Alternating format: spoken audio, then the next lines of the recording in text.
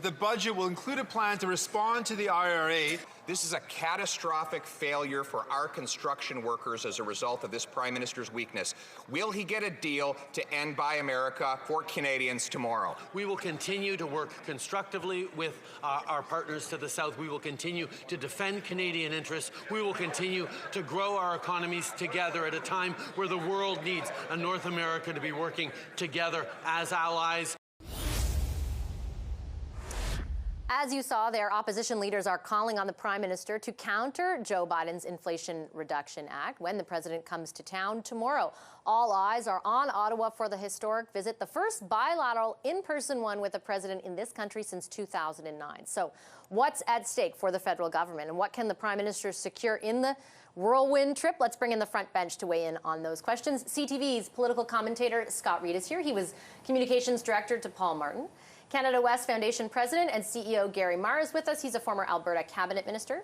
Melanie Richer from Earnscliffe Strategies is here. She was Jagmeet Singh's Communications Director, and CTV's National News' Ottawa Bureau Chief Joyce Napier is with us as well. Hi, everybody. Good to see you tonight. Scott, I'll start with you. Is there a world in which there isn't something to announce on Friday, some sort of quote-unquote, I would say in the political world, win that the federal government can walk away saying, look what we got out of this? Oh, sure. They're going to make that claim. There's going to be lots of announcements. I mean, you get a P&P approach to summits of this sort, right? Either a process or a policy. So there'll be a handful of policy announcements. We have decided on this. This is the new thing.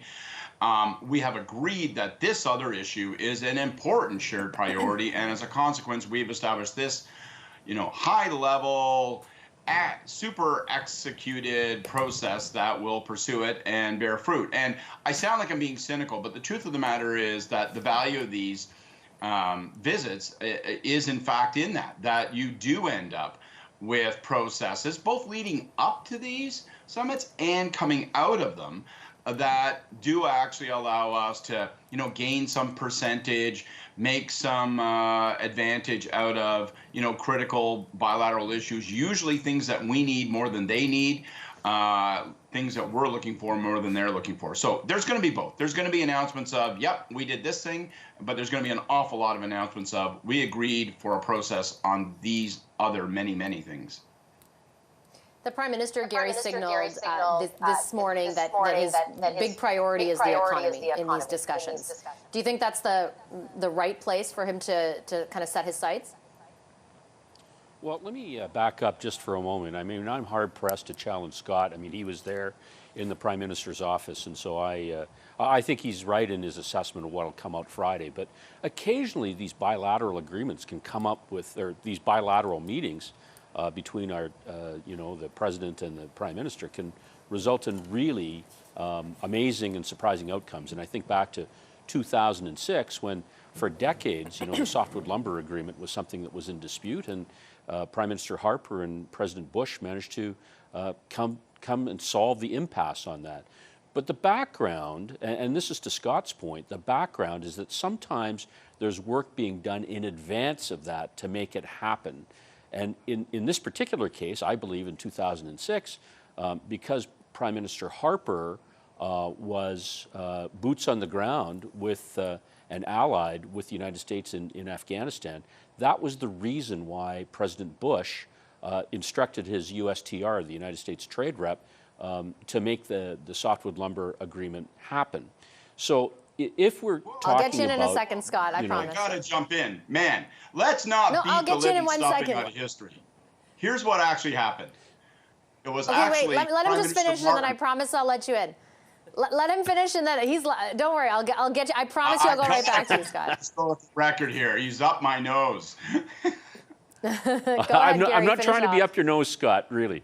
But I guess the point is, if people want to deal with the Inflation Reduction Act, Canada is going to have to do something to demonstrate its usefulness to the United States. So geopolitical alignment on things, perhaps on critical minerals, perhaps on defense spending, perhaps on helping the United States in areas in perhaps the Middle East or Ukraine or Central America, Latin America, may be helpful to dealing with the bilateral issues that we might face, whether it's Buy America or whether it's the Inflation Reduction Act. So the challenge for Canada right now is that the United States is focused on so many things in other parts of the world, it's very difficult to focus on Canada. The world's in a mess right now. The United States is trying to deal with a lot of things, and Canada is going to have to demonstrate its helpfulness in some area of geopolitical alignment that will allow the United States to come to the table and deal with the bilateral issues that Canada wants to deal with. Okay, Scott's going to climb right through the camera. Go for it. It's all yours. I was just joking a little bit with Gary, and what I'm going to say I think proves his point. The truth of the matter is surprises can come out of these meetings. But the softwood lumber example, the reason that actually Prime Minister Harper was able to announce it, I was in the room. President Bush, in a bilat in April of 2005, turned to Prime Minister Martin and said, how come we keep having this aggravation? Why can't we deal with it? It's politics on your side, politics on my side. You know what? Forget all of this. Your chief of staff, my chief of staff are going to work on it. And they did. And they worked on it for months. That was not a process that was announced. We didn't want to create expectations. But by the time that Prime Minister Harper came into office, he was in a position to actually announce a deal. So that is a good example of how, you know what? Things happen in these meetings. Sometimes we're told about them, sometimes we're not. And processes that actually get generated make a big difference on important big files. Okay, so a little lesson there in who can take credit when. I feel like everyone's going to want a piece of the pie, Joyce, in this instance, right? If there is an announceable, certainly given the last month the Liberals have had, they're going to want to walk away saying we can take credit for whatever win that is. That's a hard one.